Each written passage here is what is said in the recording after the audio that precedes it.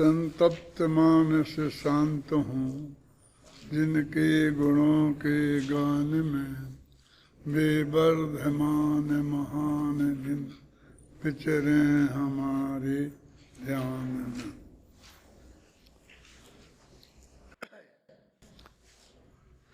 प्रवचन सार के गे तत्व प्रज्ञापन के सामान्य द्रव्याधिकार में 114वीं गाथा चल रही थी, बहुत दिनों से चल रही है। अब इसे समेटें, आज ख़त्म करें और कल से फिर वो और भी अधिक महत्वपूर्ण गाथा है, क्योंकि वो सप्तभंगी संबंधी गाथा है।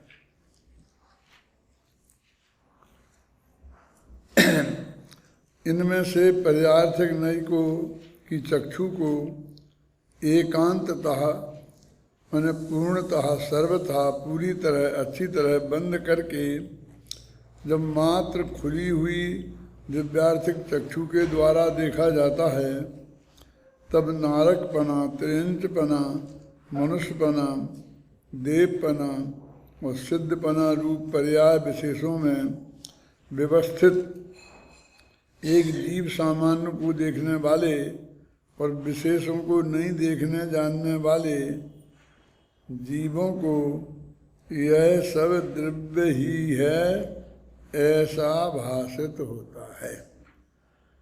4 लाइन 5 लाइन का वाक्य है, लेकिन मतलब सिर्फ इतना ही है कि पर्यार्थक नय की चक्षु को बंद करके देखो और द्रव्यार्थक नय की चक्षु को खुली रखकर देखो। वो बंद पूरी तरह से होना चाहिए, थोड़ा बहुत उससे दिखता रहे ऐसा नहीं होना चाहिए। तो प्रत्येक पर्याय माने मनुष्य, देव, नार की इनमें एक आत्मा ही दिखाई देगा। इतना है, ये बात कही है कि यदि अब उसमें ये है कि नहीं है, अब जो भी चर्चा होगी क्या है और क्या नहीं है उस आत्मा में, वो सिर्फ गौण करने के नहीं है माने गौण करना और है माने मुख्य करना, इस अर्थ में है, वास्तव में निषेध के अर्थ में नहीं है। ऐसा हुआ बीच बीच में कि जब उसे गौण करने के लिए इतना जोर दिया कि पूरी तरह बंद करो, ये करो, ये करो, तो कहा तो था चक्षु को बंद करने के लिए, पर्याय को देखने वाली चक्षु को सर्वथा बंद करो। उसने उसकी विषयभूत वस्तु की ही सत्ता से इनकार करने लगे कि वो है ही नहीं,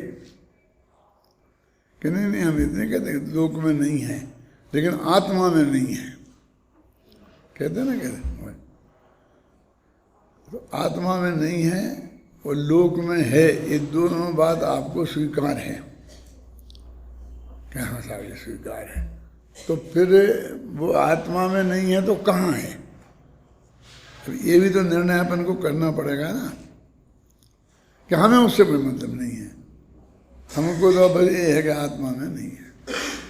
कि देखो पूरी वस्तु व्यवस्था को हमें समझने के लेवल पर, ज्ञान के लेवल पर नक्की करना पड़ेगा और फिर हम श्रद्धा के लेवल पर बिल्कुल भले ही उसकी पूरी तरह उसको गौण कर दें, लेकिन ज्ञान के लेवल पर उसके अस्तित्व से हम इनकार नहीं कर सकते। लेकिन जो लोग उसके अस्तित्व से इनकार करने लगे वे बिल्कुल गारंटी से एकांतवादी हैं।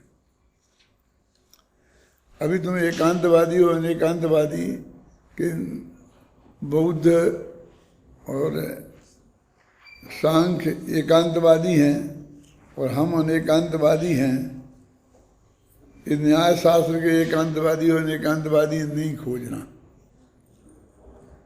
ये तो अध्यात्म के एकांतवादी और अनेकांतवादी की चर्चा है। वो है, उसका अस्तित्व हमें पूरी तरह स्वीकार होना चाहिए और फिर हमें को द्रव्यार्थक नय को मुख्य करें और पर्यार्थक नय को गौण करें, ये बात है। एक पंक्ति और थी आपके नए चक्र में कि प्रमाण के द्वारा जाने हुए पदार्थ में एक विशेष पक्ष को जानने की दृष्टि से उसे गौण और मुख्य करके जानना उसका नाम नहीं है। प्रमाण के द्वारा गृहीत अर्थ, इसमें ये शब्द पड़ा हुआ है। माने ऐसा नहीं है प्रमाण है ही नहीं। प्रमाण की जो मूल वस्तु है, पहले तुमने वो द्रव्य नक्की किया ना, उत्पाद में ध्रुव तुम सत द्रव्य गुण पर्याय वाला, तो वो जो द्रव्य नक्की किया, अब उसमें ये मुख्य गौण व्यवस्था है। पहले वो जो ये है, ऐसी एक वस्तु है द्रव्य गुण पर्याय में, जो 93वीं गाथा में पहले ही कह दिया, अत्थो खलु दब्यमयो दब्बानी गुण पैज्ञ भंगानी पज्जय, और क्या है, तेहम पुण्य पज्जाया पज्जय मूढ़ा ही पर समया। 93वीं गाथा में ये बात कही दी थी। तो इसे कायम रखकर अब सारा मुख्य और गौण का हमें भेद समझना है। शायद नए चक्र में शतरंज का उदाहरण देकर के ये बात स्पष्ट की है कि शतरंज के दो खिलाड़ी हैं, वो परस्पर में अत्यंत घनिष्ठ मित्र होने पर भी शतरंज की दृष्टि से अत्यंत शत्रु हैं। ये दो बातें उसमें समझाई। और उपन्यास सम्राट प्रेमचंद जी की एक कहानी है, और उसका नाम है शतरंज के खिलाड़ी। जिन लोगों ने पढ़ी होगी वो जानते होंगे। और उसमें सिर्फ यही बात बताई है कि दो राजा हैं मुसलमान, मतलब बादशाह कौन है, दो बादशाह थे, और वे आपस में शतरंज खेलते हैं। रोजाना 4-4, 6-6 घंटे वे शतरंज में बैठे रहते हैं, खाना भी भूल जाते हैं। दोनों की पत्नियां बहुत बुलाती हैं तो हाँ हाँ कहते रहते हैं और नहीं पहुंचते हैं। और उसमें तो यहाँ तक लिखा कि वो दोनों की पत्नियां इस बात की सख्त विरोधी हैं, क्योंकि जब ये शतरंज में मस्त हो जाते हैं तो सारी दुनिया भूल जाते हैं। तो ये बताया कि कोई भी पत्नी अपने घर में शतरंज की बाजी नहीं जमने देती थी। यहाँ मत खेलो, खेलते थे तो शतरंज की वो उठाकर फेंक देती थी, गोटियाँ गायब कर देती थी। माने विद्रोह के लेवल तक वो करते थे। और दूसरे के यहाँ भी यही हालत थी। दोनों के घर आसपास थे, बहुत बड़े घर थे, कोई कमी नहीं थी, नौकर चाकर थे, लेकिन वो पत्नियाँ के इसमें ही मग्न हो जाएंगे तो वे अपने घर में नहीं खेलने देते थे। तो वे दोनों मिलके तीसरी जगह जाते थे कहीं और वहाँ खेलते थे। और उसमें जो अंतिम दृश्य है वो ये है कि वे दोनों नवाब थे, तो उन पर अंग्रेजों ने चढ़ाई कर दी, किले को के अंदर घुस आए, किला के दरवाज़ा तोड़ दिया और समाचार लाने वाले लाए कि भाई आ गए। हाँ ठीक है अभी, और चाल तुम। तो उसमें इतने मगन थे कि जब तक आकर उन लोगों ने उन्हें वहीं गिरफ्तार नहीं कर लिया तब तक वे चाल चलते रहे। और गिरफ्तार भी कर लिया तो वे कहने लगे जरा रुक जाए, एक चाल चल लेने से। उस प्रेमचंद उपन्यास सम्राट ने जिस खूबी से उस दृश्य को प्रस्तुत किया है वो अपने आप में एक अद्भुत बात है। सिर्फ बताना है कि ऐसे जो खिलाड़ी होते हैं व्यसनी होते हैं, इसलिए ये इनको निंदनीय मानते, वो अच्छा नहीं मानते। आजकल तो खेलों को बहुत प्रोत्साहन दे रहे हैं और शतरंज को यूनिवर्सिटी में भी और विश्व चैंपियन और फलाने चैंपियन ये बनते हैं। लेकिन उस वक्त इसमें इतनी गृहता, इतनी एक राज्य चला जाए, वे जान से मार डालें तो भी उन्हें शतरंज की वजह से उसे फुर्सत नहीं दी। तो वे इतने घनिष्ठ मित्र थे कि एक दूसरे को कोई ऐसा हाथ लगा के देखे तो वो दूसरा अपनी जान की बाजी लगा करके उसे बचाएंगे। उसके विरुद्ध एक शब्द कह के बोले, पत्नी कहे ना उनसे लड़े कि तुम यहाँ आ जाते हो रोजाना इसलिए सारा खेल बिगड़ता है, कल से मेरे यहाँ नहीं आना।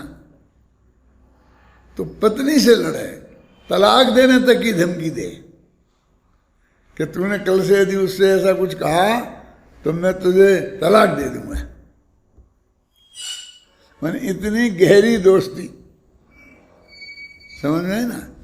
और शतरंज में इतने शत्रु कि भाई ये हमारा इतना दोस्त है तो इसके बादशाह में को क्या हो रहा है, सह लग रही है, मात हो रही है, तो मैं एक दफे तो कम से कम उसके प्यादे को तो नहीं मारूं कम से कम, क्यों ऊंट घोड़े तो नहीं मारूं। मेरे कहने का अर्थ है कि नहीं, उसे तो हर कीमत पर यदि वो बेईमानी करे कि नहीं खेलना, खत्म करो, नहीं बैठता नहीं। यानी वो शतरंज में जितने पक्के खिलाड़ी शत्रु और जीवन में उतना ही बड़े मित्र। अब तुमको गौण करने में उतना ही बड़े शत्रु और उनके अस्तित्व स्वीकार करने ही कोई मारे तो उसके पीछे भी जान की बाजी लगा दे। ऐसी दृष्टि चाहिए, समझे ना। 114वीं गाथा में द्रव्यार्थक नय के बारे में जो अपन 5 पंक्तियां पढ़ी उनके बारे में मैं आपको बताओ कि गौण करना और मुख्य करने का जो स्वरूप है वो हमें आना चाहिए, है ना। अब जब द्रव्यार्थिक चक्षु को एकांतता, पूर्णता, सर्वता, पूरी तरह अच्छी तरह, देखो संस्कृत में भी देखना तो बिल्कुल दोनों के लिए एक से ही शब्द पड़े हैं। कल मैंने परसों का कई दफे कहा कि अमृतचंद की एक स्टाइल है बिल्कुल नक्की हू बहू, उसी तरीके से उस बात को दोहराना। बंद करके मात्र खुली हुई पर्यार्थिक चक्षु के द्वारा देखा जाता है, तब जीव द्रव्य व्यवस्थित नारकपना, त्रिंचपना, मनुष्यपना और देवपना और सिद्धपना, पर्याय विशेषों को देखने वाले और सामान्य को न देखने वालों को वह जीव द्रव्य अन्य अन्य ही भाषित होता है। अन्य अन्य माने मनुष्य, देव, नारकी। माने जब हम उसे पर्यार्थिक दृष्टि से देखते हैं तो ये मनुष्य ही है। क्या आप सोच लो एक दफे, ये मनुष्य ही है, त्रिंच नहीं है, ये देव नहीं है कि मैं कह रहा हूं ना, समझ गया ना। माने जब उससे पर्यार्थिक नय की चक्षु को मुख्य करेगा तो वो ही पर्याय मुख्य होगी, अन्य पर्याय भी गौण होगी और उसमें जो द्रव्यत्व है छिपा हुआ वो भी गौण होगा। क्यों होगा, कैसे होगा? ऐसे होगा कि हम जब देव, मनुष्य ये पर्यायों को अलग अलग माने तब तो हम कहेंगे ये मनुष्य वही देव है, लेकिन वो तो अकेले मनुष्य पर्याय तक ही सीमित है। क्या? तो वो जो देवत्व के लिए अनेक पर्यायों में अनुश्रुति से रचित प्रवाह चाहिए, वो नहीं बनता। समझना क्या समझना, वो प्रवाह चाहिए ना। मैं मनुष्य हूं, नरक से आया है तो अपने को नारकी नहीं है, तरंत से आया तो अपने को ऐसा नहीं कि मैं आया हूं और मैं गधे की पर्याय से मनुष्य हुआ हूं, मुझे जाति स्मरण भी हो गया है और मुझे पता चल गया है कि मैं गधे की पर्याय से आया हूं। दिक्कत तो यही है कि ऐसे लोगों को भी जाति स्मरण तो होता ही होगा ना। ऐसी कोई जाति स्मरण बड़ी चीज नहीं है। क्यों नहीं है बड़ी चीज? कि मति ज्ञानावरण कर्म के क्षेत्र से एक विशेषता है। और जरा ऐसा समझें कि मैं अभी 80 वर्ष का हूँ तो कम से कम 70-72 वर्ष तक की बातें मुझे बहुत अच्छी तरह से याद हैं। इतने वर्ष पुरानी बातें मुझे याद हो सकती हैं, और मैं मर के 2 वर्ष 3 वर्ष 4 वर्ष का हुआ, तो 4 वर्ष पुरानी बात याद नहीं रह सकती। मैं 600 की मर्यादा तो वो ही है ना। अब वो जो बदल जाता है ना सदे, तो उसे वो नहीं जचती, वो उसे आश्चर्य लगने लगता है। क्या आश्चर्य हो गया, हमें तो 72 वर्ष की बात याद है, और यदि 5 वर्ष की पहले की याद हो गई, कई ज़्यादातर बच्चों को होता है ना जाते समय, वे बताते हैं मैं यहाँ था, ये मेरी माँ थी, ये मेरे बाप थे, ये मेरी पत्नी थी, ये मेरे बच्चे थे, ऐसा बताता है, करता है। तो उसमें आश्चर्य क्या है, क्यों अभी वो घटना घटे हुए 4 साल भी नहीं हुए, है ना। तो वो याद आना कहाँ कठिन है, इतना क्षयोपम ज्ञान होना, इसमें कहाँ दिक्कत है। अब लेकिन कोई अच्छी पर्याय से आया हो, एक्चुअल में उसे जाति स्मरण हो और उसे पता चले, तो वो सबको कहता फिरता है कि मैं ऐसा था, मैं राजा था, मैं ये था, मैं ऐसा था, ऐसा था, ऐसा था, ऐसा, समझिए ना। और उसी के ज्ञान में ये आए कि मैं गधा था, इस कुमार की रोजी ना मिट्टी धोया करता था तो वो बिल्कुल चुप रहता है, माँ बाप से भी नहीं कहता है। वो समझता है मैं बेवकूफ़, ऐसा लगता होगा, वो उस ज्ञान नहीं मानता है क्या, कि मेरी कल्पना लोग उसे इनकार कर देता है। क्या समझ में आया ना। लेकिन ऐसे लोगों को भी तो हो सकता है ना। जितने जितने जाति स्मरण वाले सामने आते हैं, वो सब वो महिमा वाले ही क्यों आते हैं। क्या देखो, अपने यहाँ ये बहुत ही स्पष्ट है कि मनुष्य यदि सम्यक दृष्टि भी हो तो मरकर गारंटी से देव होता है। मनुष्य त्रिंज तो होता ही नहीं, नारकी तो होता ही नहीं, लेकिन वो द्वारा मनुष्य भी नहीं होता। आप समझे ना। और फिर नारकी देव मर के फिर वो मनुष्य होता है। वो जो मारीच के जीव के बारे में बताया था ना संजय ने, मनुष्य देव, मनुष्य देव, मनुष्य, और भी पुराणों में आता है सब जगह कि मनुष्य देव होते रहते हैं। तो मेरा मतलब पिछला सीधा भव तो किसी के सामने है ही नहीं, शांति जी। क्या पिछला सीधा भव नहीं है उसके सामने, सम्यक ज्ञानी धर्मात्मा है यदि वो तो। और मैंने इसमें प्रकरण में इसमें लिखा है, ये राजुल माने महाकाव्य में, कि वो राजुल कहती है मैं दीक्षा लूँगी, दीक्षा लूँगी। दीक्षा कैसे लेगी, कि नवीनाथ ने ले ली ना, उनने किसी से नहीं पूछी थी, मैं क्यों पूछूं, आप मुझे क्यों रोकते हैं, कि भाई सम्यक दृष्टि थे और मैं तुझे जानना है। महिला कोई भी मर कर महिला में पैदा नहीं होता सम्यक दृष्टि, इसलिए जन्म से तू सम्यक दृष्टि नहीं थी, इसकी तो गारंटी हो गई ना। है की तो गारंटी नहीं है, लेकिन नहीं है की तो हो गई।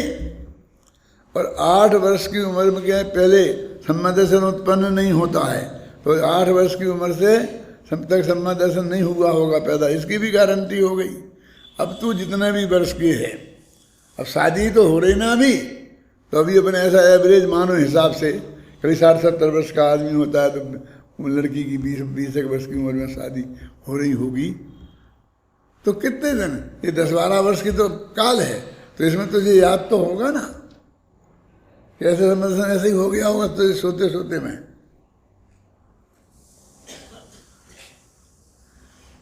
मैं और तेरे में कितना फर्क है भाई, तदो मोक्षगामी, और हमारे तुम्हारा कोई ठिकाना नहीं कि कितने भव में मोक्ष जाएंगे। हम तो जल्दी से जल्दी जाएंगे, लेकिन नक्की तो नहीं बता सकते हम, क्यों क्या हम इतने भव में जाएंगे। अब एक भव बीच में देव का हो गया, तनारकी का हो गया, दत्तवंश का हो गया, तो वो है अरबों बरस का। तो अरबों बरस का जाति स्मरण हो ख्याल में ना, तो जाकर के वो पार पड़े, तब वो जाके उसे अगला भव याद आए। समझ में आ रहा है? एक भाई थे वहाँ, कमल कमल नाम था, अभी भी होंगे, रमेश कमल। वो गाना गाते थे गुरुदेव के सामने, तो वो बहुत अच्छा गला था और खूब गुजराती में ऐसे खूब चिल्ला चिल्ला के गाते थे। ओ आ, गुरुदेव खुश होते थे। तो वो जब गुरुदेव का स्वर्गवास हो गया तो धीरे धीरे उनको भी वो जोम आया, जैसा बहुतों को आ रहा है ना, एक बीमारी हो रही ना गुजरात में, समझ गए ना? तो वो उन्हें भी हुई, तो लेकिन समाज ने स्वीकार नहीं किया, तो वो श्रीमद वालों के यहाँ चले गए और वहाँ श्रीमद वालों की श्रीमद की क्लास लगाने लग गए। तो श्रीमद वाले मान लेते हैं जल्दी, तो श्रीमद वालों ने उन्हें मान लिया। सच्ची घटना बता रहा हूँ मैं। अब वो लोगों से कहें कि श्रीमद को 800 भव का जाति स्मरण था क्या?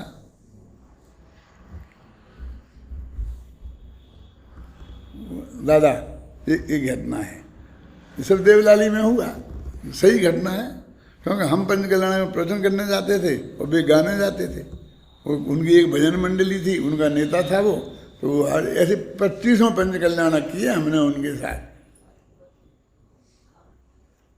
अब आज सुबह के प्रवचन में आया था ना, अभी तुम लोग जाना एक दफा, शांति जी इनकी यात्रा रखो ना कहीं सोनगढ़ की, कहीं भी ले जाना, तो इनको बड़ौदा उतार के वहाँ ले जाना। कहाँ? पाली। और ये दिखा के लाना है। वहाँ एक मंदिर है, एक जैनी मुमुक्षु का घर रहा है और बाकी सब मतलब गैर मुमुक्षु लोग हैं। उस मंदिर में हम गए, हमने देखा तो गुरुदेव का फोटो लगा था और उसके साथ में 8-10 मुनिराजों के फोटो लगे थे, शांति सागर का, विद्या सागर का और कितने कितने सागर थे, नाम याद नहीं, लेकिन 8-10 फोटो थे। वैसा उसमें फोटो लगे थे।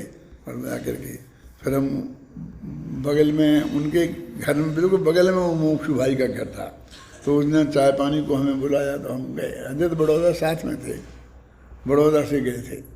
तो वहाँ ऐसी बातचीत चली, तो हमने कहा कि भाई ये अपना मंदिर है कि हाँ अपन ने बनाया, अपन ने, हमारे पिताजी ने पूरा खर्चा किया, ये किया। वो गुरुदेव पधारे थे, गुरुदेव उस पंचकल्याणक में गए थे, मूर्ति पे सब प्रशस्ति में लिखा है।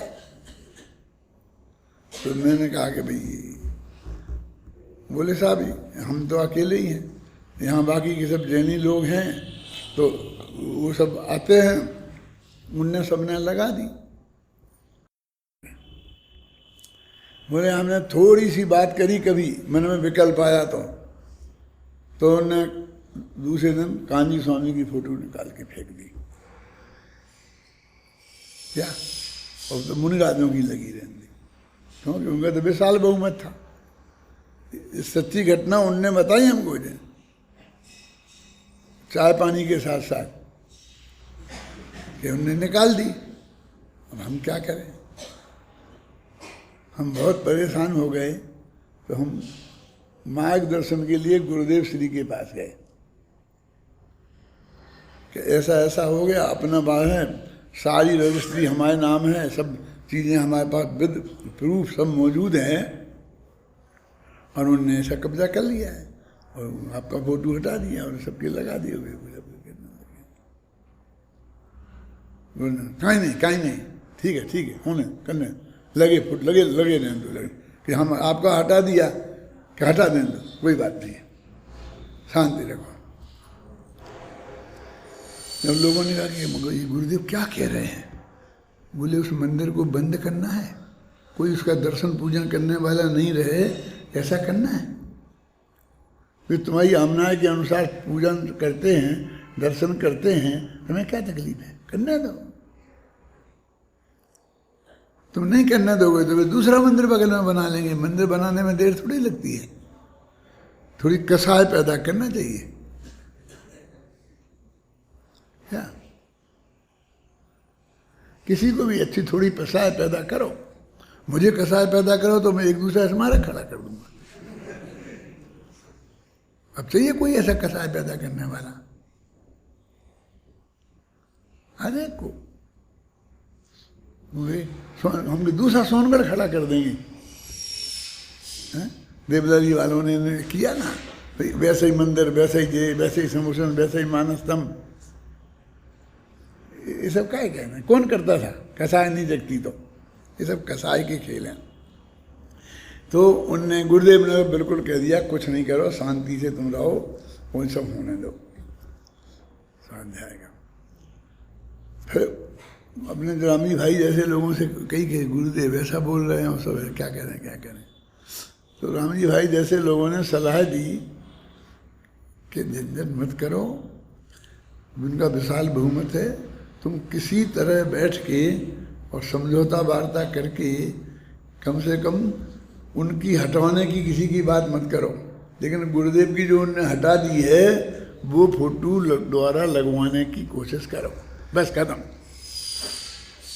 तो उनने बहुत कोशिश करके मिला के हाथ पैर जोड़ के यहाँ वहाँ कर कर आके सबको इकट्ठा करके हमने कहा, तो वो जो फोटो थी पुरानी सिद्धार्थ जी, वो तो उनने तोड़ फोड़ डाली थी, कुछ जो भी किया होगा कुचल डाली होगी, क्रोध में आदमी क्या नहीं करता है। फिर दूसरी हमने नई फोटो ला करके वहाँ लगाई, सबने हमें मंजूरी दे दी। तो ऐसी ये एक फोटो लगी है बस। बोलो अब गुरुदेव के ऐसी परिस्थिति में क्या विचार थे, इससे ज्यादा स्पष्ट और क्या प्रमाण की जरूरत है? क्यों? देखो मैं प्रतिज्ञा, मैं किसी को बोलूंगा नहीं, लेकिन तुम लोगों को इसलिए बताता हूं कि तुम्हें ये सब जगह फेस करना पड़ेगा। तुम्हें गांव गांव में ऐसी परिस्थिति का फेस करना पड़ेगा। उस दिन से 3 केस तो मेरे पास आ गए पिछले 3 दिन के भीतर। एक तो तुम्हारे गुरुजी है ना, बहुत लोकप्रिय गुरुजी, कौन है? कौन है तुम्हारे लोकप्रिय गुरुजी? अपने संजीव गोधा है ना लोकप्रिय गुरुजी। तो संजीव गोधा ने यहाँ विधान करने का नक्की किया था, जहाँ वे रहते हैं उसी कॉलोनी में, वहाँ 12 साल से प्रवचन करते हैं उस मंदिर में। और उनके जितने प्रवचन करने वाले हैं वो उनके बिल्कुल कैसे हो गए होंगे समझ लो। विद्यार्थी कैसे लट्टू हो जाते हैं, तब प्रवचन वाले भी हो ही जाते हैं ना सत्य विधान करने, और वहाँ झगड़ा पड़ गया। अब क्या करें बोलो? हमारे पास आए, क्या करें? वो आए, मंदिर वाले आए, वो आए। मैंने कहा भैया झंझट में मत पड़ो, चुपचाप शांति से अलग हो जाओ और उन्हें करने दो, जो माए महाराज को करने दो। जब महाराज चले जाएं और समाज फिर कहेगी तुमसे से फिर प्रवचन करना, नहीं प्रवचन और बंद हो जाएगा। फिर दिल्ली वाले विमल जी, नाम बता रहा हूँ, कहता हमारे यहाँ एक तो महाराज आए थे, रात भर लुक के चले गए, अब क्या करें, अब दूसरे आ गए, वो हमें जमे हैं। कौन? आत्मार्थी ट्रस्ट है, और लोग हमें परेशान कर रहे। कौन लोग परेशान कर रहे तुम्हें? जो नाम बताया मैं नहीं बता सकता, समझ लो आप, कल्पना नहीं कर सकते आप, बस खत्म। ये दो दिन के पीछे के 2 केस हैं, ऐसे गांव गांव में होंगे ऐसे केस, देखना, और तुमको भोगना पड़ेंगे। हम तो यहाँ वज्र के किले में बैठे हैं, हमारे बाप का क्या बिगड़ने वाला है? और 80 वर्ष के हो गए तो कह देंगे बंद कर दिया, समाज से निकाल दिया। तो हम कहें हमारी तो तबीयत खराब है इसलिए हम जा ही नहीं पाते हैं कि बोलना बंद कर दिया, कि बोला ही नहीं जाता है। हमारे का क्या है? समझ बोलो आप, हाँ, हमें काय का डर है? लेकिन ये सब हम तुम लोगों के लिए कहते हैं और बताते हैं। कुछ वक्त कैसे तुमको भी तो बताना पड़ेगा। ऐसा किस्सा है हम तुम्हें सुना रहे गुरुदेव का, ऐसा तुम्हें कभी गुरुदेव का कभी हमारा सुनाना पड़ेगा, कभी सुनाना पड़ेगा कि ऐसी परिस्थिति में इनने क्या किया था। तो अपनी भी बात क्या चल रही है द्रव्यार्थ करने की। अभी तो मुख्य गुण की बात मुख्य है। बस हम जैसा वास्तव में एक समय को भी, शांति जी, हम पर्यायार्थ नय को आज तक गौण नहीं कर पाए। एक समय को भी किया होता तो समय दर्शन हो गया होता, क्योंकि द्रव्यार्थ में मुख्य हो जाता और वो द्रव्य के दर्शन होते, और जब उसके दर्शन होते तो उसमें अपनापन हो ही जाता। इतना सा तो मोक्ष मार्ग है कि तुम जो काय को सिखा रहे अध्यात्म, क्या जी मुख्य मुख्य गुण करना। अरे इसका यही है मोक्ष मार्ग। क्या नाम है तेरा चक्कर, क्या नाम है? निलय। ये समझ ले, इसी का नाम है मोक्ष मार्ग। एक क्षण को आत्मा का दर्शन, उसका नाम सम्यक दर्शन, और अंतर मुहूर्त तक लगातार आत्मा का दर्शन, उसमें केवल ज्ञान होता है। और वो अंतर मुहूर्त तो बात है कहने की, जो अंतर मुहूर्त आत्मा में रहता है फिर वो अनंत काल तक रहता है, तो उसे अनंत काल भी कह सकते हैं हम। फिर वो बाहर आता नहीं है, उसका उपयोग ख्याल में है ना, और उसमें सारा लोकालोक झलक जाता है। तो दुनिया जानने में आज उसमें कहाँ विरोध है, लेकिन ये वो वास्तव में ध्यान की बात है। हम उसे गौण करेंगे, इसको मुख्य करके उसमें हम उसे जानेंगे तो हमें वो पूरा अच्छी तरह स्पष्ट दिखाई देगा। और फिर कहते पर्यार्थिक नय को मुख्य करो। क्यों करो पर्यार्थिक नय को? कि पर्यार्थिक नय को मुख्य नहीं करेंगे तो पर्याय समझ में नहीं आएगी असलियत में। अब कहता है हम नहीं करें पर्यार्थ, क्या बोलते हैं ना, बोलो कि पर्यार्थिक नय को कभी मुख्य करना ही नहीं, हमेशा द्रव्यार्थिक को ही मुख्य करना। अब और एक समय को द्रव्यार्थिक को मुख्य किया ही नहीं और पर्यार्थिक ही मुख्य हो रहा है। कैसी विचित्र स्थिति है।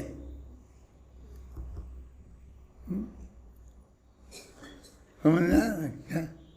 क्योंकि द्रव्यार्थिक मुख्य हो गया होता और पर्यार्थिक में पूरी तरह गौण हो गया होता तो वो तो समय दर्शन हो जाता।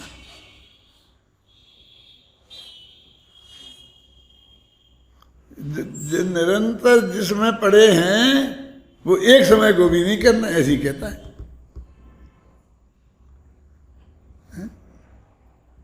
कि वो अनंत भगवान ने कह दिया ना, फिर वो अनंत काल तक यूँ चिंत निज में थिर भई जिन्हें अकथ जो आनंद लहो सो इंद्र नाग नरेंद्र वा।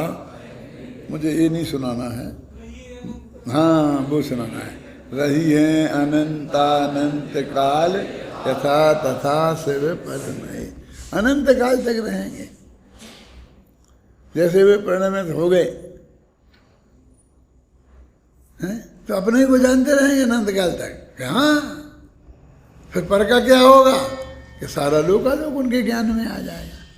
फिर वहाँ ये मुख्य गुण की व्यवस्था खत्म हो गई ना, क्योंकि मुख्य गुण तो उसको होता है कि जिसको ज्ञान में कमजोरी होती है।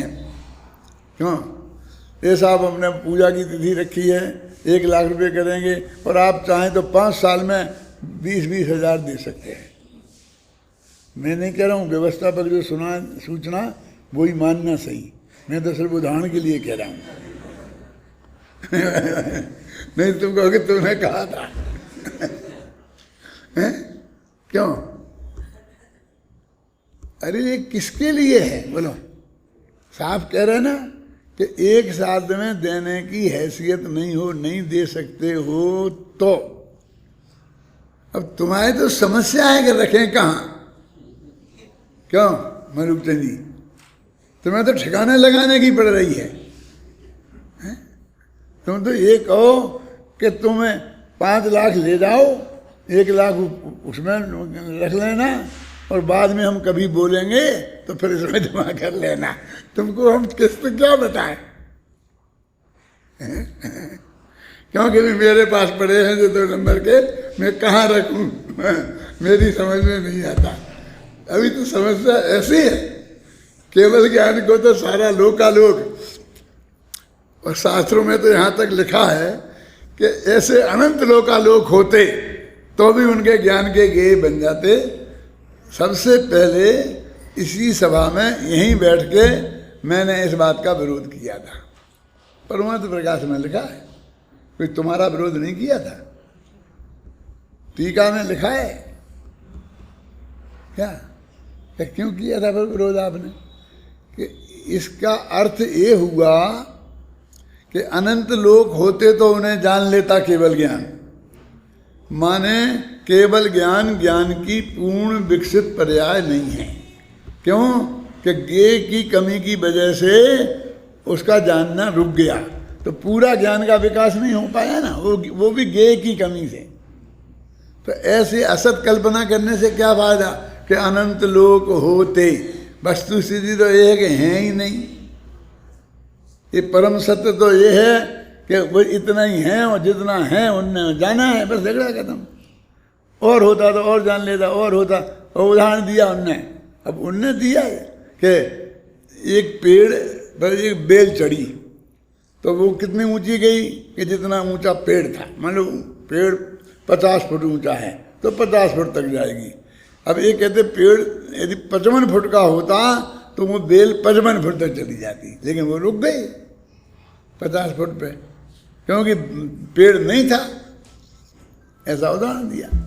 तो ये तो सिर्फ महिमा बताने के लिए उदाहरण दिया। ये बात मैं इसी गद्दी पे यहीं बैठ करके प्रवचन कर रहा था। वो सोनगढ़ में एक मुमुक्षु थे, उनका नाम था राजमल जी, और वो छाबड़ा थे और कुचामन के रहने वाले थे। कुचामन जानते हैं बाद में,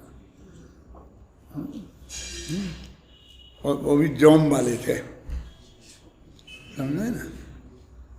माने इस बात का बहुत जौम था कि मैं बहुत कच्चा मुँह सच्चा मुमुक्षु हूँ, मैंने सारा धंधा पानी छोड़ करके और तो बहुत अधिक काल इसमें देता हूँ, और ऐसा करता हूँ ऐसा करता हूँ, ऐसा उनका बहुत जौम था। तो यहीं बैठे विरोध किया कि नहीं ये बात गलत है, परमात्मा प्रकाश में ऐसा लिखा। मैं कहा परमात्मा प्रकाश की तो अर्थ में कर रहा हूँ ना। थोड़ी नोक झोंक हुई, फिर ज़्यादा तो क्या होना था। वो गए सोनगढ़, तो जा कर के वहाँ गुरुदेव की सभा में और सब जगह लोगों से कहा कि डॉक्टर भाई ये कहते हैं कि इतने केवल ज्ञान में इतनी ही सामर्थ्य है कि जितने पदार्थ हैं उनको जाने हैं, और ये परमात्मा प्रकाश की बात नहीं मानते हैं। और हमने बताया कि गुरुदेव ने प्रवचन किया था परमात्मा प्रकाश, तो उसमें भी गुरुदेव ने वही अर्थ किया कि अनंत लोग होते तो वे जान लेते। तो गुरुदेव भी आपकी बात भी नहीं मानते। बहुत हल्ला का लगे, कई दफ़े हुआ अपने साथ, कोई एक दफ़े का खेल थोड़ी है। तो गुरुदेव ने ये कहा कि सब चुप रहो, 15 दिन बाद वो यहाँ आने वाले हैं, तब अपन बात कर लेंगे, लेकिन कल से कोई इस बात की चर्चा यहाँ नहीं करेगा। बंद कर दी। अब 15 दिन बाद हम पहुँचे तो रेलवे स्टेशन से ही लोग आए कि तुम्हारी खबर ली जाने वाली है और ये होने वाला है, ये होने वाला है। उनके ठीक है भाई, यानी हमारा सचमुच गुरुदेव का बहुत अनंत वात्सल्य हमें प्राप्त था, हमें भरोसा भी था, और वे लोग भी समझते थे, और ऐसे लोग चाहते थे कि थोड़ा वो कम हो जाए। ऐसे बहुत लोग सोनगढ़ में थे जो ये चाहते थे कि इसमें थोड़ी बहुत कमी हो जाए। तो हम गुरुदेव ने मुझे भैया क्या बात थी, तो हमने वही सब तर्क युक्ति से सब बस समझाया। उन्होंने कहा ठीक है, प्रवचन में कह दिया, डॉक्टर साहब ठीक कहते हैं ना, वस्तु स्थिति तो यही है। बस 1 मिनट में खत्म। ऐसा 25 दफ़े हुआ कि जब गुरुदेव श्री के अदालत में बात पहुंची और उनके कमेंट से मामला अपने पक्ष में फैसले में गया। क्या अब वो क्या थी, वो चीज़ें हमारे वो तत्व ज्ञान की उस धारा से जुड़ गई। जैसे मान लो जब भी ये आएगी ना केवल ज्ञान में कितनी शक्ति है, तो अनंत को जानने की है, वो अनंत होती है, तब उस वक्त वो घटना हमें याद आ जाएगी और हमको कहे बिना चैन नहीं पड़ेगी। वो कहते क्यों सुनाते हो? एक एक के साथ ये सब घटनाएं जुड़ी हैं। अभी मैं सुनाता हूँ जो बीच बीच में, शांति जी उसके साक्षी हैं, क्योंकि दूसरे बैच के हैं ना, तो उसी टाइम तो आते थे वो यहाँ, उसी टाइम होता था क्या। माने अभी ये सब अभय कुमार जी, शांति जी, ये सब हैं, जतीश भाई वगैरह भी थे, लेकिन जतीश भाई का कुछ समझ में नहीं आता क्या है, तो उनका क्या कहें कि उन्हें क्या याद है क्या नहीं है, समझ में ना। तो ये लोग सब थे। ये जो पर्यार्थिक नय को गौण करना सीखना, एक समय को भी हमने गौण कर लिया प्रैक्टिकल, तो सम्मा दर्शन हो जाएगा। लेकिन उसको जानना पड़ेगा, वो जाने बिना गौण नहीं होगा। कि हमने आलू छोड़ दिया, क्या हम तो सब छोड़ देते, आलू के, जमीकंद के, वो शकरकंद भी छोड़ दिया हमने। क्या होता है शकरकंद? क्या हम नहीं जानते क्या होता है? कि देखा है तुमने? कि हमने नहीं देखा, आपने कह दिया, हमने छोड़ दिया। अब शकरकंद आएगा तो खाओगे, और कहोगे शकरकंद छोड़े, खाते खाते भी कहोगे हमने शकरकंद को छोड़ दिया, क्योंकि तो शकरकंद को जानते ही नहीं हो। नहीं जानते हो तो कैसे छोड़ोगे, बोलो आप। तो तुमको वो पर्याय को गौण करना है, वो जानकर गौण होती है, बिना जाने गौण नहीं होती। नहीं, वो नहीं जानना अज्ञान है, और जानकर उपयोग में नहीं आना ये गौण करना है। परमात्मा समझ में क्या अंतर है दोनों में? पूछो तुम लोगों से। अब तो सब विद्यार्थियों के सामने इज्जत का सवाल है नहीं पूछूंगा, घबराओ मत, लेकिन उपयोग तुम इस पे ध्यान दो, ये कहना चाहता हूं मैं। समझ में आई कि नहीं? कि भाई तुम उसको कि हमने क्या छोड़ा, तो तुम्हें उसको पता तो होना चाहिए। अब वो बीमारी कहाँ तक गई मालूम? कि पर्याय को गौण करना, फिर पूरी तरह गौण करना, फिर पर्यार्थ नाम का नए ही हमको कभी आँख खोलना ही नहीं है ना। हीरे वाले कहेंगे हम इस आँख को हम फोड़ते नहीं हैं, लेकिन कभी खोलेंगे ही नहीं, तो क्या होगा? नहीं, खोलना पड़ेगी, खोलने के लिए है वो आँख, समझे ना। वो आँख बंद रखने के लिए नहीं है। और फिर बाद में अनुभव के काल को छोड़कर और दूसरे काल को छोड़कर 24 घंटा दोनों आंखें खुली रखनी पड़ेंगी। दिव्यार्थिक नय की चक्षु भी और पर्यार्थिक नय की चक्षु भी, है ना। एक रखना, एक बात बताइए तीसरे वाक्य में कौन सा है? वो तीसरा नहीं, बीच में एक वो घास, पत्ते, काठ की अग्नि का उदाहरण दिया है, जिस पे अपन ने चर्चा नहीं की है ना। मिला क्या लिखा देखो, क्योंकि जिस प्रकार कंडे, घास, पत्ते और काष्ठ की अग्नि कंडे, घास, पत्ते और काष्ठमय है, इसलिए इनसे अनन्य है, पृथक नहीं। देखो 4 अग्नि हैं, कौन कौन सी? एक कंडा की अग्नि, एक घास की अग्नि, एक पत्ते की अग्नि और एक लकड़ी की अग्नि। अग्नि तो एक ही है, लेकिन ईंधन 4 हैं। वो किस ईंधन को जला रही है वो अग्नि, उसकी बात है। अब इसमें अन्यता और अनन्यता की बात 2 तरह से हो सकती है। कि एक तो ये कि कंडे की हो, चाहे पत्ते की हो, चाहे काठ की हो, अग्नि तो अग्नि ही है, सब अग्नि अनन्य माने एक है। एक ये अर्थ हो सकता है। और दूसरा क्या कि अग्नि कंडे से अनन्य है, वो ईंधन से अनन्य है। जलता हुआ कंडा, कंडा है कि अग्नि? समझ में आया कि नहीं आया? जलता हुआ लकड़ा, लकड़ा है कि अग्नि? वो दो मत पकड़ना। दो माने एक आधा जल रहा है ना, लकड़े का ऐसा होता है, सर्दियों के दिनों में आपने गाँव में देखा होगा, वो अलाव लगा रहता है ना, तो बड़ा सा ठूंठ ला के डाल देते हैं, तो एक तरफ तो उसमें आग रहती है, तो आग रहती है, और दूसरी तरफ वो लकड़ी रहती है। लकड़ी में अग्नि चालक, कुल चालक क्या होता तुम्हारा, वो नहीं है, इसलिए वो गर्मी वहाँ नहीं जाती। लोहे में जा तो वहाँ नहीं छू सकते, यहाँ लोहा अग्नि में होए तो वहाँ भी नहीं छू सकते उसे, लेकिन लकड़ी में आराम से रहते हैं। तो वो लकड़ी भी है और अग्नि भी है। तो कहते लकड़ी नहीं है, अग्नि अग्नि है और लकड़ी लकड़ी है। उसमें जो हिस्सा अग्नि हो गया वो अग्नि है, लकड़ी नहीं है। और जो हिस्सा अभी जला नहीं है वो लकड़ी ही है, अग्नि नहीं है। तो अग्नि और वो ईंधन अनन्य है, वो ईंधन से अन्न नहीं है। देखो पढ़ते हैं अपन क्या लिखा। जिस प्रकार कंडे, घास, पत्ते और काठ की अग्नि कंडे, घास और पत्ते और काष्ठमय है, इसलिए इनसे अनन्य है। घास की अग्नि घास से अनन्य है, कंडे की अग्नि कंडे से अनन्य है, यही है ना इसका। देखो पृथक नहीं है। उसी प्रकार जीव द्रव्य भी उन पर्याय रूप विशेषों के समय उन विशेषों से तन्मय होने से उनसे अनन्य है। ज्ञेय को जानने वाला ज्ञान की जो पर्याय है, समझ में आई ना? तो वो ज्ञेय को जानने वाली ज्ञान की पर्याय भगवान आत्मा से अनन्य है एक तो, और उस ज्ञेय से अनन्य है दूसरी बात।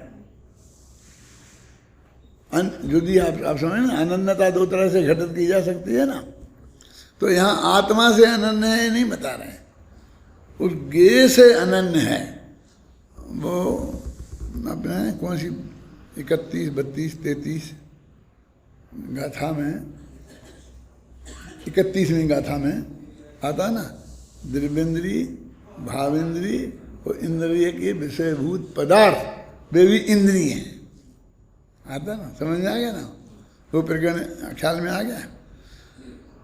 वो क्या कहते हैं कि हम ये रूमाल है ना, ये रूमाल है, ये पक्की बात है ना, अच्छी तरह देख लें। अब 31वीं गाथा क्या कहेगी कि ये आँख है, ये आँख है, रूमाल नहीं है कि हाँ आँख है।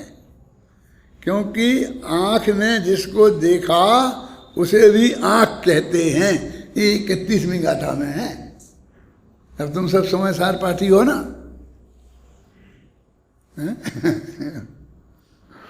तो उसके क्या अर्थ हुआ कि वो ज्ञेय सारा लोकालोक केवल ज्ञान की ज्ञान पर्याय का ज्ञेय है, तो लोकालोक ज्ञानमय हो गया। समझ गए ना?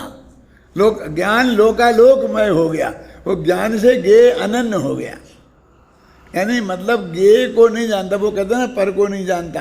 शांति जी, अब ये ऐसी कानूनी दाव पेच हैं जो अदालत में बड़े बड़े वकील करोड़ों रुपये देकर करते हैं, और उनको समझते तो हैं नहीं, और ठोक रहे कहते हो क्लियर लिखा दो, क्लियर लिखा दो, क्लियर लिखा।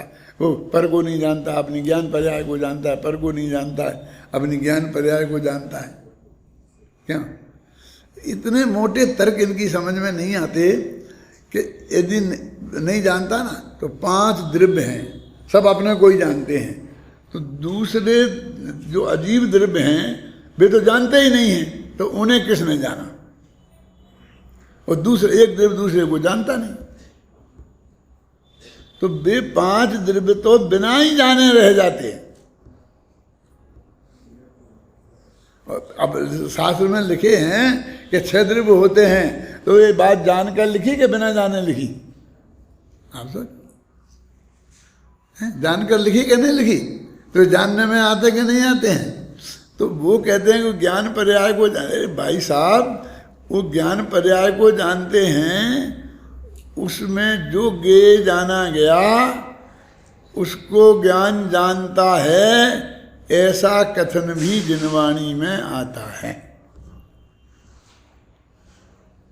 इसलिए मैं कहता हूँ ज्ञान ज्ञेयाकार है कि ज्ञानाकार है। तो मैं समझाता हूँ ना, ज्ञेयाकार भी है और ज्ञानाकार भी है। कि वो समझते ज्ञान ज्ञेयाकार अलग होता है और ज्ञानाकार अलग होता है, लेकिन एक ही चीज के दो नाम हैं। अब अच्छे अच्छों की समझ में नहीं आता है।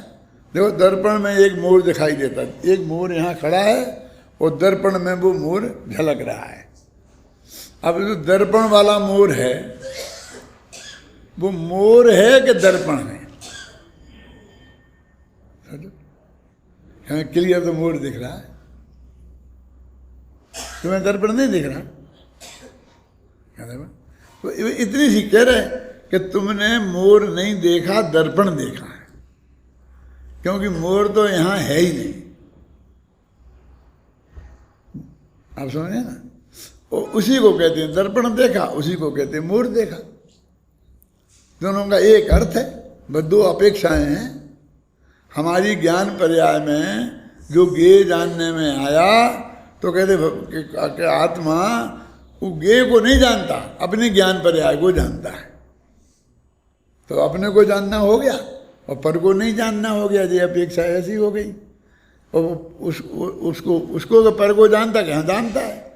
वो जो जानने में आया कि मोर ऐसा ऐसा होता है, तो वो बात सच्ची है कि झूठी? ऐसे मैंने 5 उंगलियां, वो दर्पण में 5 उंगलियां झलक गई और तुमने वहां से कहा कि ये 5 उंगलियां हैं, तो ये बात सच्ची है कि झूठी? कि नहीं, वो तो दर्पण है, उंगलियां पे उंगलियां कहाँ हैं, उंगलियां पे उंगलियां कहाँ हैं? और तुमने तो दर्पण को देखा है, तुमने उंगली को कहाँ देखा है? अरे तुम तो दर्पण की बात करते हो, हमने तो अखबार में देखा हो, और फिर भी हम कह दें हैं कि कश्मीर में बहुत बर्फ पड़ी है, तो उस तो भी काम चलता कि नहीं चलता है? और कुछ लोग तो ऐसे होते हैं कि भाई अखबार में पढ़ने के कश्मीर में बर्फ जमी है तो उन्हें जुकाम हो जाता है।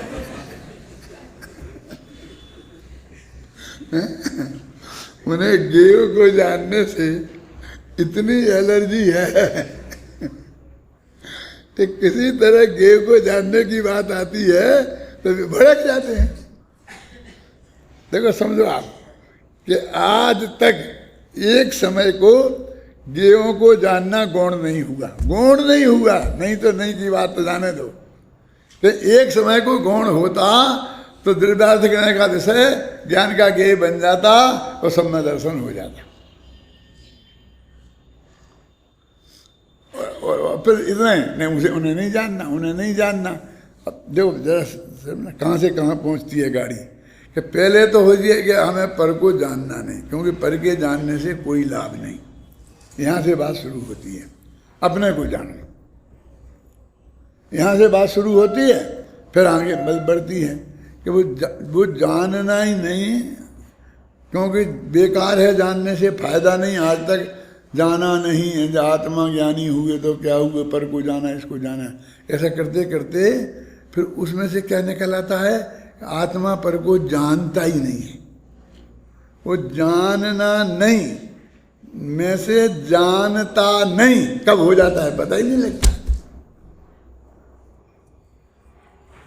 तुम्हारे समझ में आ गया अंतर क्या? नहीं समझ में तो सबके आ गया, लेकिन नहीं आ गया वो लोग हाथ उठाएं। कोई नहीं उठा। अपने को अज्ञानी कौन घोषित करे? मैंने उनने तो ये कहा था कि उधर तुम जाना नहीं, और तुमने अर्थ निकाल लिया कि हम उधर जा सकते नहीं। जा सकते नहीं कि तो हमने आपसे कहा ही नहीं। क्यों? तो हमने कहा कि जाना नहीं, तो उसमें तो बहुत शर्तें हो सकती हैं। कब नहीं जाना? अभी नहीं जाना, आध घंटे बाद तो सबको खोल दी जाएगी प्रदर्शनी, अभी उद्घाटन होना है। क्यों? उसमें क्या है? अभी सबको खोल दी जाएगी, सब देखते रहना दिन भर। अभी पहले मिनिस्टर साहब आएंगे हो तो कुछ थोड़ा आडम्बर फाडम्बर करना पड़ेगा ना, उनसे वो पीता कटवाना है पड़ेगा। इसलिए तो जब मना करते हैं तो तुम सदा काल, उनने तो इतने समय को मना किया था, इसने सदा काल मना समझ। उन्हें तो अनुभूति के काल में पर को नहीं जानने में नहीं आता, मान लो ऐसा कहा यद्यपि लब्धि ज्ञान में तब भी रहता है, लेकिन हम झंझट में नहीं पड़ते हैं। तो नहीं आता समझ लो, तो एक क्षण की बात को तुमने त्रिकाली कर दिया कि जानना ही नहीं, और जानना बंद का कारण बता दिया। अब इतने आगे बढ़ गए। अभी कि अनंत भगवान तो लोकालोक को जानते तो कितना बंद होता होगा। तो सब जानने वाले को बंद बिल्कुल नहीं होता है, और हमने पर को जानने को बंद का कारण मान लिया। उपयोग कहीं जाने मात्र से बंद नहीं होता। अपने शास्त्रों में लिखा है कि छपक श्रेणी में भी एक पदार्थ से उपयोग बदल के दूसरे पदार्थ पर जाता है। और एक से दूसरे पर जाएगा तो अपना आत्मा एक पदार्थ है, तो उससे कोई दूसरा पदार्थ कोई पर ही होगा ना। वो टोडरमल जी की बहुत बड़ी विशेषता है। वो क्या विशेषता है कि उनने कहा कि वो छपक श्रेणी की जो गति वो ऊपर चढ़ रहा है ना, उसमें कोई अंतर नहीं आता, वो तरक्की होती रहती है। बंद की प्रक्रिया नहीं होती है, और कर्म करने का काम चालू रहता है। और वो कर्म का इसका मतलब पर के जानने के काल में भी वो प्रक्रिया चालू रही, तो पर को जानना बंद का कारण कहाँ हुआ। फिर वहाँ कहते हैं कि उसने क्या पर का क्या किया। उसने तो अपना जानने का जो स्वभाव था, स्व और पर दोनों को सुपर प्रकाशक स्वभाव था ना, उसका परिणमन हुआ है अबुद्धिपूर्वक। उसने बुद्धिपूर्वक तो कुछ किया ही नहीं, वहाँ अबुद्धिपूर्वक परिणमन हुआ है। तो उसका यदि हम मुख्य नंबर पर्याय की अपेक्षा कहें तो उस समय की ज्ञान की पर्याय का जो ज्ञेय बनना था वो बन गया, झगड़ा खत्म। हमको उसमें नो ऑब्जेक्शन होना चाहिए। वस्तु का जो स्वरूप है, उसका जो परिणमन है, उसमें जो हमारे दिमाग में जो ऑब्जेक्शन खड़े होते हैं कि नहीं नहीं ऐसा नहीं होना चाहिए, ऐसा होना चाहिए, कि होना चाहिए क्या होता है। पर हमारे चित्त को वो वस्तु का स्वरूप स्वीकृत होना चाहिए। है? नहीं होता तो अच्छा रहता। ये नहीं है वस्तु का स्वरूप। नेमिनाथ ने कहा कि 12 वर्ष बाद द्वारका जल जाएगी, बस एक ही सत्य है। ये अच्छी बात नहीं है, ये बुरी बात है। तुमसे किसने पूछा कि ये अच्छी है कि बुरी? तुमने एक काय को तुमने फैसला सुना रहे? तुम्हें न्यायाधीश किसने बनाया? क्यों? कि अच्छी नहीं कि सच्ची? हाँ सच्ची होगी, सच्ची तो सच्ची की उपेक्षा कर रहा है, और उसमें अपने राग द्वेष के हिसाब से अच्छी कह रहा है। मैं कहता हूँ कितनी अच्छी बात थी। भगवान की दिव्य ध्वनि में एक ही ऐसी अच्छी बात आई, ध्यान घबराना नहीं, और भी अच्छी बातें थी, लेकिन सबसे अच्छी बात थी क्यों कि हजारों मुनि ने दीक्षा ले ली, हजारों ने ज्ञान धारण कर लिए, हजारों सम्मानिष्टि हो गए, तो इससे अच्छी बात और क्या होगी। जगत में जितनी भी दुर्घटनाएं घटती हैं, ऐसी द्वारका जलने जैसी हजारों घटनाएं एक बरस में सारी दुनिया में होती हैं, हजारों। आज इस देश के कोने में यहाँ बाढ़ आ गई, यहाँ पर ये हो गया, यहाँ ये हो गया, उसको जाने दो ना। यहाँ चींटियों का घर है और वहाँ से लाखों चींटियाँ आती जाती हैं, और वहाँ एकदम वर्षा से हम जाकर के एक घड़ा पानी, हमें तो पानी फेंकना है क्योंकि नया ताज़ा भरना है, तो बस उसके मोड़ लगा के और उसके बिल के ऊपर डाल देते हैं, अब ये सब मर जाती हैं। तो ये उनकी द्वारका तो खत्म हो गई। उनका पूरा नगर बसा हुआ था अंदर। ऐसी घटनाएं रोजीना चारों तरफ हो रही, लेकिन किसी को एक क्षण पहले पता नहीं चलता। और ऐसा भी हो सकता था कि जब नेमिनाथ नहीं बताते तो वो द्वारका भी ऐसे ही हो जाती घटना, और एक क्षण पहले पता नहीं चलता। समझ आई ना? तो जो होता सो हो जाता, जो मर जाते मर जाते, जल जाते, जो कुछ दुनिया में होता है वो हो जाता। अब उन्हें 12 वर्ष पहले बता दिया, तो नहीं बताते, कैसा हम नहीं बताते तो कम से कम 12 वर्ष तो मजे से रहते, अब तो इन्हें हमारे 12 वर्ष भी खराब कर दिए। क्या? अरे तुमको 12 वर्ष का मौका मिला, जो दुनिया में कहीं किसी को नहीं मिलता।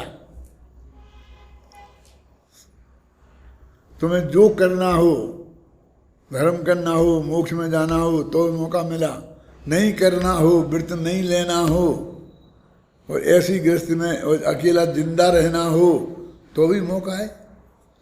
अकेले द्वारका में बताई थी ना, अहमदाबाद आ जाते, क्या दिक्कत थी, सूरत आ जाते,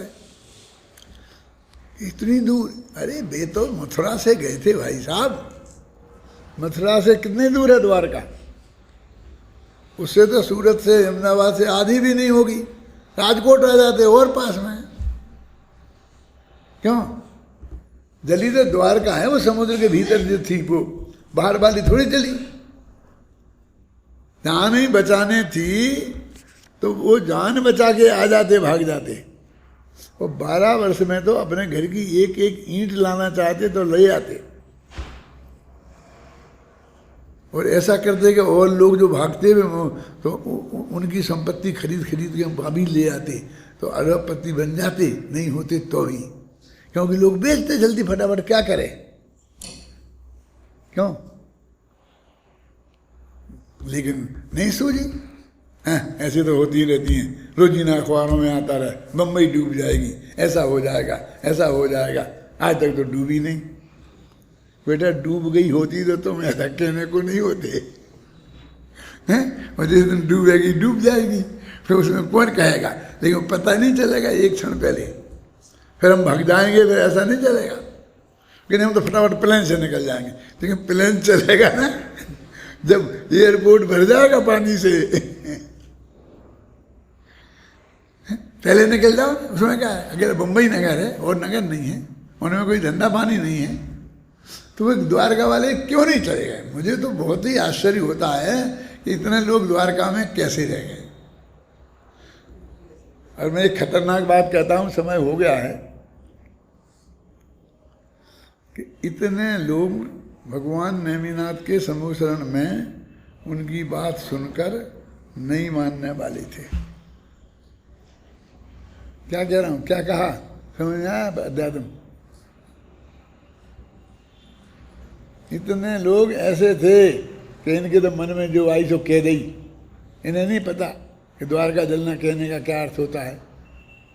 हमारा तो सब कुछ साफ हो जाएगा जैसे भगवान जला रहे हैं। अरे तुम बचा लो, इसके लिए उपयोग नहीं कर सकते हो, उसकी बात तो करते नहीं हो। नहीं ऐसा नहीं हो, ऐसा नहीं ऐसा नहीं हो सकता। कैसे हो जाएगी, कैसे जल जाएगी? चारों तरफ पानी पानी, यहाँ तो कोई पानी मानी नहीं है आसपास।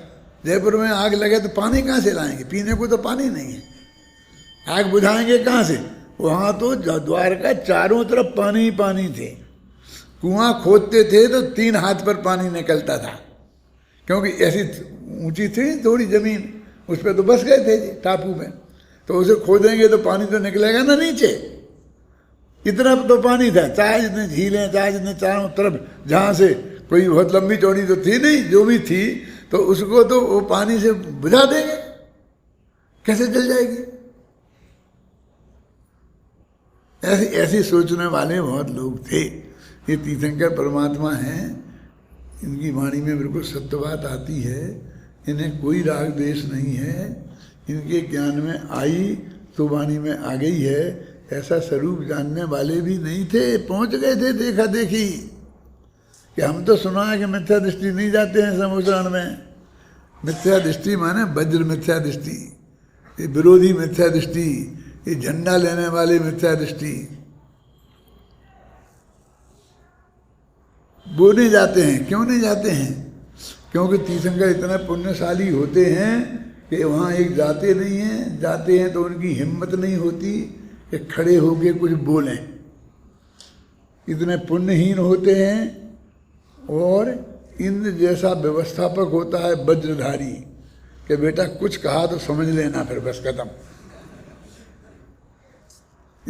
इसलिए है विरोध नहीं होता का मतलब ये है। लेकिन अंदर में नहीं मानना ये विरोध ही तो है कि वस्तु का स्वरूप इतने को संबंधन क्यों हुआ और ज़्यादा को क्यों नहीं हो गया? वो द्वार का जलेगी इससे संबंधन क्यों हो गया? शांति जी, आत्मा नहीं समझाया था आपने, वो आत्मा के समझाने से तो नहीं हुआ, वे आत्मा के समझाने में निमित्त नहीं थे। कि आप ये सोचते रहते हो क्या? नहीं सोचेंगे, सोचते रहते हैं। कहाँ कहाँ क्या क्या रिएक्शन हुए, कैसे होना चाहिए थे, क्यों हुए, वो उनको ऐसा क्यों हुआ, तो उनके पांचों संवाय वहाँ से जलकर मरने के ही थे। इसलिए तुम चाहे जो कुछ बता दो उन्हें, केवली भगवान कर, वे तो वहाँ जाके मरेंगे। पर अंत में एक वाक्य कह के खत्म करता हूँ, ये हो गए 5 मिनट ज़्यादा मुझे मालूम है।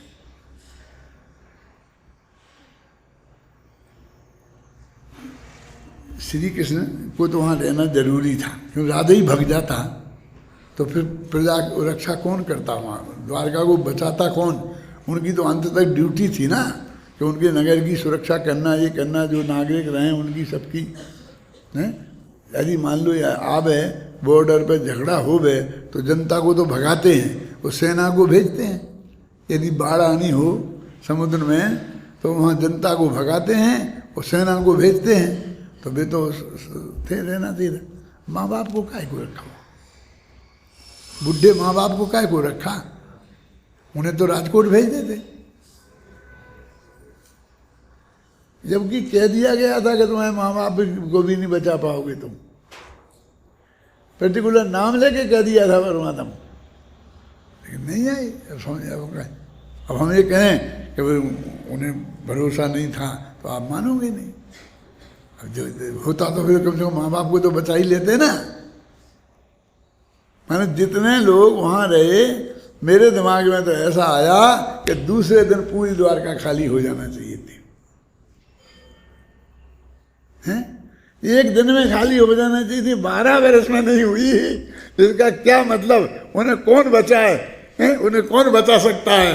जिसको मरना ही है, जिसकी जो होना है वो होके रहेगी, होके रहेगी, होके रहेगी।